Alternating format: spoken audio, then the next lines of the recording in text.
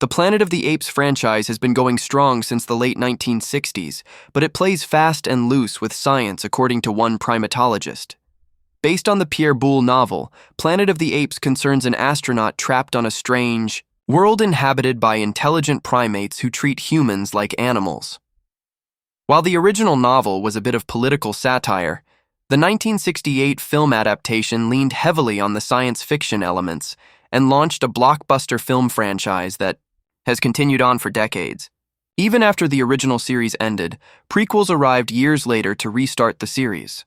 2011's Rise of the Planet of the Apes ditched the makeup and ape costumes of years past in favor of state-of-the-art CGI characters and told a truly heart-wrenching story that was the kicking-off point for the entire fictional universe. A pair of sequels followed that explored the rise and fall of the chimpanzee, Caesar, and also chronicled the descent of humanity.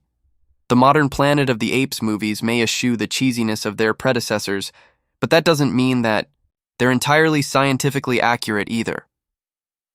In an interview with Wired, primatologist Tara Stowinski answered the internet's burning questions about primates, and the conversation naturally turned to the modern Planet of the Apes films. While Stowinski didn't spend too much time talking about the movies, she did hone in on one detail that the prequel series got consistently wrong about the ape species featured in the story.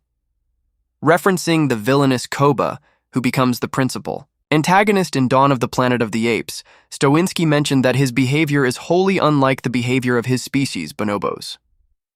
According to Stowinski, Koba's real-life bonobo brethren are actually some of the most peaceful of the great apes, and likely wouldn't be as violent as they are shown on screen. Earlier in the video, Stowinski mentions that bonobos settle differences through sexual intercourse and actually share food items instead of fighting over them. In the film, Koba is a cunning and calculated heel who is willing to betray ape kind, just to get a measure of revenge against the humans that hurt him. While it's difficult to say what a super-intelligent bonobo would do, they likely wouldn't show as much aggression.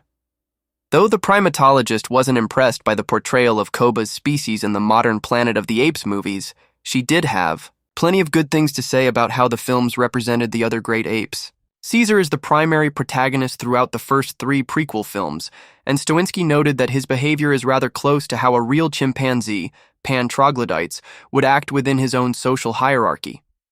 Chimps are patriarchal, and a dominant male will take control of a group and protect them, while also fending off attacks on his dominance from other males. Stowinski also specifically comments on the character of Maurice, who is a Bornean orangutan, Pongo pygmaeus. In the films, Maurice is portrayed as being calm and intelligent, and he is able to understand Caesar even before he is genetically modified. After the fact, Maurice becomes the wise elder of the ape village and generally offers counsel to Caesar as leader. While his intellect may be exaggerated for the sake of the story, Stowinski states that orangutans are generally known for being quite smart. Their peaceful and placid nature also translated to the screen, unlike the similarly calm bonobo.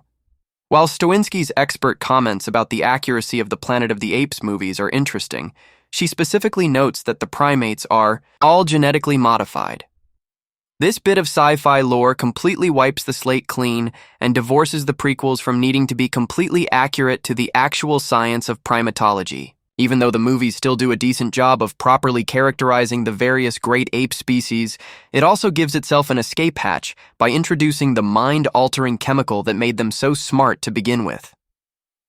Koba is entirely different from how a real-life bonobo would act in the wild, but it's important to note that apes are all capable of having unique personalities.